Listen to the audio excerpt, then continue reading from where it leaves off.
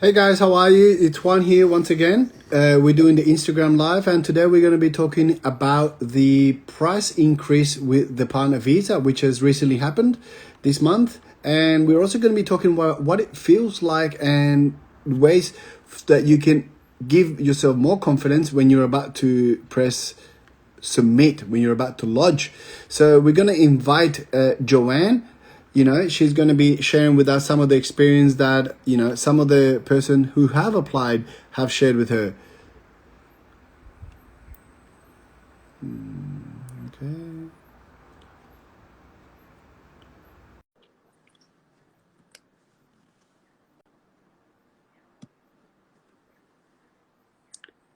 Hey Juan, how are you today? Hey Joanne, how are you? Great. I'm fantastic. How are Very you? good. Keeping well. July is marching on quickly through. These It days go is. far too fast. That's right. Joanne, so I was telling our friends here on the Instagram that we are going to be talking about the price increase to begin. I know that's a big concern for everyone, and we've talked about it a little bit before, but I guess, let's focus on that. Tell us what based on your experience since you've been working in the Partner Visa Academy, how many price increase have you seen? Well, look, I'll start by telling you, Juan, that when I lodged my partner visa application in 2014, it was just above $3,000, I believe. And I can recall my husband and I saying what a hideously large amount of money that was. And I swear since then it's just like, toot, toot, toot, toot, toot, toot. In honesty, this year's increase wasn't as bad as I've seen in previous years. So Yeah, thankfully, it hasn't quite broken the $8,000 mark yet. But not it's just such yet. a significant expense. You know, when I have a one-on-one or an evidence planning session, it's something that I discuss because to me, it's part of the applicant's financial goals is how they're actually managing to pay for such a large expense. It's probably for some applicants who haven't yet bought a house together or bought a car together, this is probably their first super huge purchase as a couple, and so it's a huge amount of money. It's a huge, I guess, burden in so many ways. And I always say to people, you know, when you're spending this amount of money, make sure you do a good job of it. You know, what we see is we see the price going up. It's one of Mhm. the reasons that Emma started the Partner Visa Academy a couple of years ago was because it is just becoming so phenomenally expensive to actually lodge the application. So we wanted to give a really affordable way to lodge that application with peace of mind. So for me, it's a needs must. There's no way around it. If you want to have a partner visa in Australia, you have to pay it. But if you're gonna spend almost $8,000, do a really good job of it. That's right. So, based on that, what does it feel like when you're about to press submit? I guess I know, we're both migration agents. Our team is migration agents focused, but I think a lot of the people who, most of everyone who will be doing this application with us, there wouldn't be migration agents, and this will probably be one of the first, if not the first, visa they apply for. So I remember when I was first applying for the visas that when I started working as a migration agent, I got scared. And I thought to myself, I call a friend who has a little bit more experience and ask him to check out what I've done. I'm sure you probably did something along those lines when we were learning. Because there's a lot of responsibility on this, and once you press submit, it's submitted, it's lodged. There's no way around it. So I guess what do you have to say for those people who are about to press submit? What should they be thinking? Look, as you say, I always probably have those nervy feelings when I'm about to hit submit because Yeah. it's such an expensive application. It's not a case of you can hit submit and take it back. So Mm. you feel that weight of every couple that you meet relationship when you're lodging a partner visa application on their behalf. So I'm always very Mm. mindful in the day or two before to double check things like the spelling of surnames, the spelling of Mm. Christian names, the dates of birth, you know, going Mm. through that application with a fine tooth comb just to make sure all of the details are spot on in terms of accuracy. Because I think it's so fundamentally important. It's not something, that we just do. Like I will say to a couple, if I'm lodging a full service application, I will tell them this is the day that we're lodging. I need to block out my calendar. My calendar is shut off for a significant number of hours because between lodging the application, between hitting submit and taking that huge amount of money, we want to get all of those documents up into that application that day. We want to go and draft the sponsorship application as well and get that done. So for us, submission day or lodgement day is really, really significant. When we work with the couples that we meet every day, I feel a great sense of responsibility on lodgement day. I feel like Mm. their whole future, in a sense, rests on me. And so Mm. I guess what I want to be on that day, and I feel every couple who is lodging through the Partner Visa Academy, we try to encourage you to feel the same way. I want you to be able to feel that when you've hit submit, you've spent this huge amount of money, you've uploaded all of that wonderful evidence into your application, you've drafted the sponsorship application and hit submit. I want you to be able to relax the next day. I don't want you to have this application hanging over your head. I want you to feel like you have done your best job of it, to feel like you know that all of the evidence is there, so that if a case officer picks up your application, they can make a really, really fast decision. And, in years gone by, Juan, and you would be aware of this, processing times were chaotically long. If I lodged an Yeah, application, I knew it could be 2 years before that was decided. Now, sure. Now, 37 days we had somebody in the Partner Visa yeah, Academy. So yeah, that's right. it's fast and furious. There's no time to Laura, book she was around. in the last Instagram live. If you haven't checked Yeah, it out, make sure you check it out. 30 days, and she got a double visa grant. It's amazing. So yeah, you really don't have a lot of time to wait around and upload documents after you lodge. Because yeah. the case officer could be picking up your file at any point in time. So, what is there any tips that you probably say? If I was to say to you, give me 3 tips for someone who is just about to lodge, from an experienced migration agent who's looked at many, many applications. What are three tips that you could say to people that to be ready when they're about to lodge? Okay, so number one, and this is all of the videos in the Partner Visa Academy are really geared towards the concept of having what we call a decision ready application. So, Mm-hmm. how can you have a decision ready application? So, at point of submission, I want you to have some kind of a folder. My preference is Dropbox, it could be a hard drive, as long as it's backed up somewhere.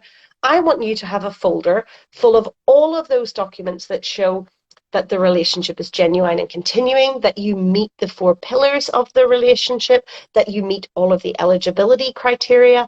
I want all of those beautiful documents to be in your folder. I want them to be really well named. So when you're going to start uploading them, you're not going to be going, oh, sugar, which document's that? Or, oh, I can't remember what I called it. So I want them to be beautifully named.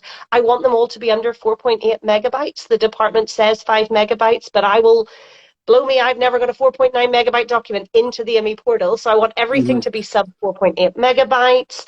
Mm-hmm. I want you to have that folder and know how many documents you're going to be uploaded so that after you've uploaded, if you know there's 50 documents in my Dropbox folder, you can look up at your application and you can see, aha, I have uploaded 50 documents. It's like a little quality control thing. So Yeah, it what is, decision yes. ready means is everything is there. You lodge the Mm-hmm. application, you put all of the documentation up, Mm-hmm. and then bar doing the medical, which you can book straight after you've lodged, your Mm-hmm. application, if it's picked up by a case officer, is ready to go. You have everything there. What you don't want is to have a situation that you haven't included really, really important pieces of evidence, and then you get requests for further information. They can be Mm-hmm. extremely stressful. We deal with clients all of the time who get requests for further information because they didn't have a decision ready application. And honestly, they come to us really stressed. They've been given a deadline and they're backtracking. They're now trying to get documents from ages ago. And if they Mm-hmm. just had put that care and attention in prior to lodging, lodged a decision ready application, then they wouldn't have that stress level. So tip number one, decision ready. Tip number two, work out your payment method. On the day, you're going to be asked to do either credit card or debit card, BPay, PayPal. Make sure you know which type of payment you're going to be That's making. right. And the reason that's important is if you have a visa that's expiring within the next few days, you shouldn't pay by BPay. BPay can take a couple of days to actually match in the system and Mm. lodge your application. So an application is not lodged when you pay by BPay until the system recognizes that the transfer has been made. Not a problem if your visa isn't expiring for weeks. Big problem But if your visa expires tomorrow.